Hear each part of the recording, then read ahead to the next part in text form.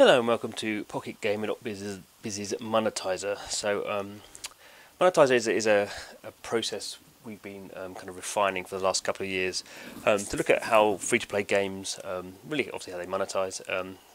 We also look at kind of their user experience and social aspects and things like that. But in this case, this is a kind of a weirder part maybe of the monetization process. So over the years, I've been kind of working on kind of tracking different analytics or different numbers at least that are generated by kind of playing some of these games and just tracking. I mean, some of them are very straightforward. You know, what the most expensive in-app purchases, what the kind of ratios of buying hard currency at different kind of values are, and things like that. And something I've said over 2 years, but certainly over the last kind of 6 months, I've been kind of accelerating to just try and come up with maybe something that's a bit easier to see the numbers. So this is my attempt. It is a graph, as you can see. It's a bit of an odd graph. It's got lots of axes, but I kind of thought maybe it'd be worth trying to explain kind of some of the process of my thinking really, and just kind of give you some examples of some games so you can get an idea of how you can, I guess, start to categorize different games based on. As I say, these are all fairly simple numbers. Once you know what you're doing, anyone can do this. So anyway, so this is our basic monetizer graph. It's gone through a couple of evolutions to get to this stage, but this is what it looks like. So this game we're looking at actually, this is the graph for Frontline Commando World War II from Glue Mobile. So a game that came out fairly recently, a kind of a first-person or third-person shooter game. So we'll take the different coloured kind of quadrants in turn. So we look at the start here. We have this green quadrant. So this line here, look up here, is the load time. So it's very straightforward to do that. Basically, I just kind of load up the game with a stopwatch and take an average of how long it takes to load. In this case, about 40 seconds. So that gives us our first mark there. So this second line here is the size of the game when installed on the device. So again, fairly straightforward. You install the game. Obviously, as you tend to play games longer, they tend to install more stuff. They do updates. They tend to get bigger. So you know, none of these are kind of I guess totally objective numbers. It just happens to be, you know, I try to do things quite early when games are released, so before they've got too bloated. So in this case, the game was 340 megabytes installed. So that gives us our point here. And this line here is the bloat line. So the bloat line is pretty straightforward. It's a ratio. So when you look on the App Store, in this case I'm working off of an iPad, so look at the Apple App Store and it says Frontline Commando World War II is 91 megabytes, but when I install it, it's 340 megabytes. So the ratio, what I call the bloat ratio, is 3.7. So there we can see that's kind of encapsulating something. And I kind of look at this area here, this green area. I look at the kind of look at it as the kind of like the code efficiency or kind of how well the developer has kind of thought about how big the game's going to be, how big it's going to kind of install when it's all kind of all been expanded. And I think personally, maybe a personal thing for me, I kind of think load times are pretty important. I kind of think once you get to, certainly when you get to 40 seconds, that becomes a bit of a barrier. And certainly there are some games that take over a minute to load. To me, that suggests the developer's not thought very properly about the kind of user experience. So we have this little area here. That's the green bit. So then we have these two axes here. So this is this little pink area here. Can't see very not very big in this particular game area. So this line here is reciprocity. So reciprocity is when you load a game, normally you get some free currency. So reciprocity is you do something nice for someone and they then normally do something nice to you or have a nice feeling towards you. So this is the sense that the game is giving you currency, expecting you to spend it, and hopefully you're going to spend some real money as well. So in this case, it's just the game gave me 10 hard currency units. That's worth $0.50. So very small down there. This goes up to 5, which is, some games give you more, but most give you less. And this line here is what I call the discount currency ratio, and that's the difference if you spend if you buy the cheapest in-app purchase, in this case $5, how much in-game currency you get.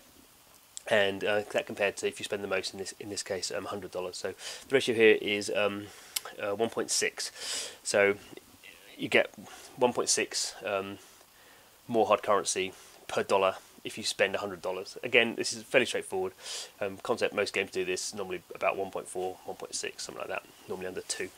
So very kind of small area here.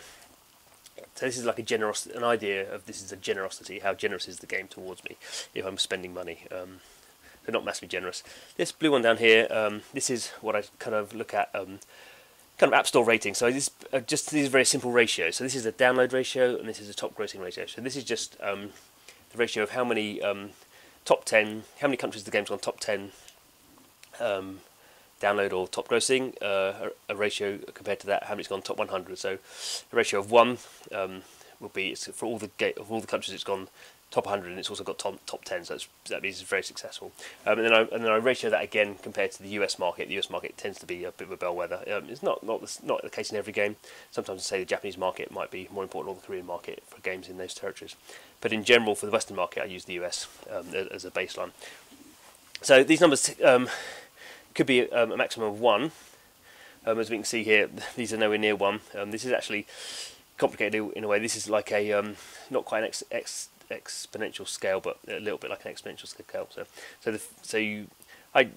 this is actually looks like it's halfway along the graph. Actually, this has been exaggerated here, so we can just see it. But basically this game has not been particularly successful in terms of downloads or in terms of top grossing.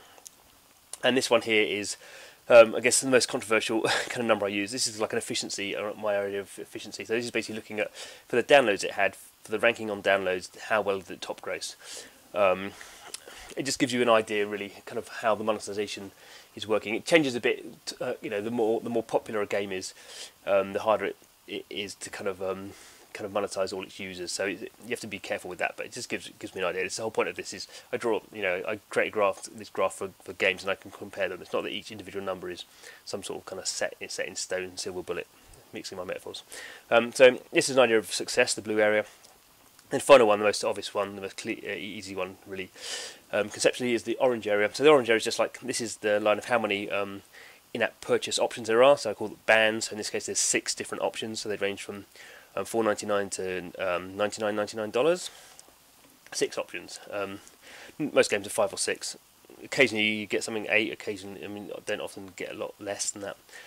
This line here is the minimum in-app purchase. In this case, as in pretty much every game, it's $4.99, $5. This line here is the maximum. Again, pretty much in every game, it's $100. In some games it's $50, but in most games, $100. And then this axis here is the average. Again, in a standard setup, the average can depend a little bit on whether you're 5 or 6 bands, but in this case, it's $59.82. So this is just gives an idea of kind of the static in-app economy of the game. So that's the basic setup. So we've seen Frontline Commandos 2. So let's look at some other games. Okay, so let's look at this one. See, pretty different. Let's see, a lot more spiky in this one. So this one is a game from Kabam called Spirit Lords, and this is like they're really big RPG. They're console-style RPG. So what can we see? Let's go around the graph. So our efficiency kind of idea: 40 seconds to load. It's quite a big game, so not particularly fast, but not terribly slow either. But when we look at size on device, so this is like pretty much a gigabyte to download.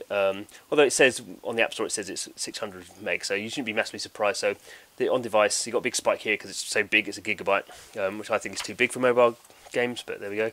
But the bloat is it's under 2 because it's not expanded. It says it's a big game, so we shouldn't be too surprised. Okay, another big spike here, Reciprocity. So in the game, I get 650 units of hard currency. That's $5. So Kabam is giving us a lot, up front to spend, and that's something Kabam have been kind of playing around with a little bit. So it's kind of interesting to see they weren't always this generous. In terms of the DCR ratio, the currency discount ratio, fairly standard 1.4. So that's what we expect. So if we look at the success one here, I've kind of altered this a little bit. I've looked at iPhone and iPad, but in both cases, it's not had a lot of downloads. Perhaps it's a large file size download. It's not had a lot of top grossing either. So its efficiency ratio is actually for the iPhone is pretty high, so its efficiency ratio is actually over 2, but that's a little bit of a product of the fact that it's not had many downloads, and its top grossing is just slightly better than the downloads it had. So in terms of, I guess you could say this, the economy is set up well. If you just got more downloads, it would be generating money. It's just not got enough downloads. And here we see, this is this is fairly standard. You can see this is exactly the same. So it's 6 bands, $5 minimum, $100 maximum. So you can just see immediately there's something different going on there. Certainly in these two areas. So let's have another one. Another big game, another I guess you could say a console AAA type mobile game. So this is Mortal Kombat X. Again, another massive spike. This is another game. This is actually 1.2 gigabytes on device. Again, the bloat is small because it says it's 700 meg when you're in the App Store. Reciprocity is not so big. It's only $1 you get here. And for the discount currency ratio, there's actually two of them because it actually has two hard currencies, which is very unusual now. To have two hard currencies, but it does that. So you have so one of them, normally one's we call a kind of hard currency, and one's a soft hard currency. So the hard currency has a ratio of 1.6, which is what we where are we? It had 2, and then the softer one has a ratio of 3.7. So that's the kind of hash line. When it comes to efficiency, actually this is kind of a success. Download wise, been really strong, particularly on iPad. It's almost it's a ratio of 0.9, which is very, very good for downloads. When it comes to how well it's monetized, not particularly well. So you can see the efficiency has not been particularly good. Potentially this is because I think this kind of two currency setup is just old-fashioned now. Another interesting thing we look at here is there's a big kind of hole here compared to the other ones we saw. So this is because it has six band in-app purchase system, but the cheapest one is $3. So that's why the difference there is maximum is $100. So again, I'm getting a different idea. Let's have a look at what else we got. Let's look at two different games.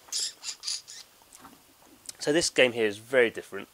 This is called Pirate Kings. This is a very simple arcade game from a radio company called Jelly Button. I mean, super simple arcade game. So you can see here efficiency, the green area, super small, so it's really fast to download, under 20 seconds to download, pretty small on device, under 300.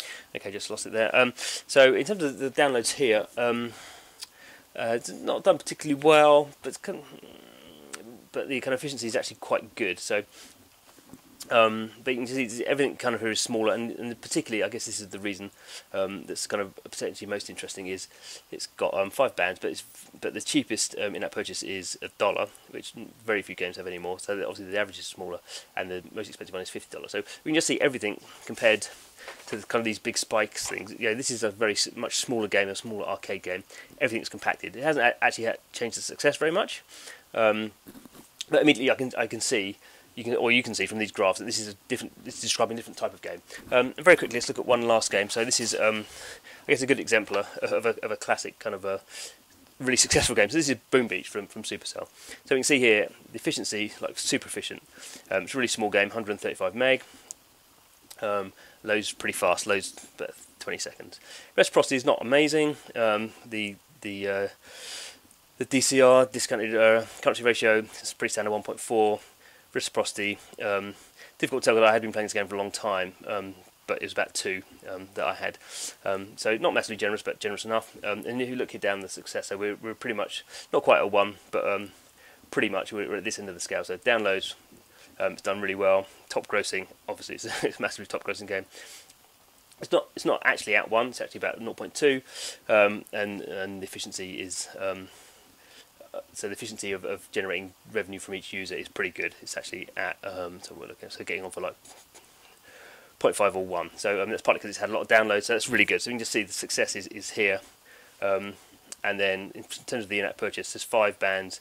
$4 is the minimum. $100 maximum. So yeah, this is not telling you why this game's successful particularly, but maybe there's kind of things you can draw off of, maybe to do with the efficiency or maybe the reciprocity. There's something else to come out of it. But I think we can see from looking at these games, some very different games, immediately you can kind of get an idea about what's going on with them. And that's really the idea of the monetizer. The monetizer, it's a process. It's not coming to an end. If you want to buy the hard figures of what games are doing, you buy App Annie, or there's lots of these analytic companies that can provide you this kind of data. This is trying a bit of a fun way to kind of look at games and try and kind of think a bit more deeply about kind of what's going on with them. And some, I guess, are static things like what's the pricing, and some are a bit more kind of I guess creative about how fast things load. And that's just really what we're trying to do on Monetizer. So keep following us, keep reading the articles.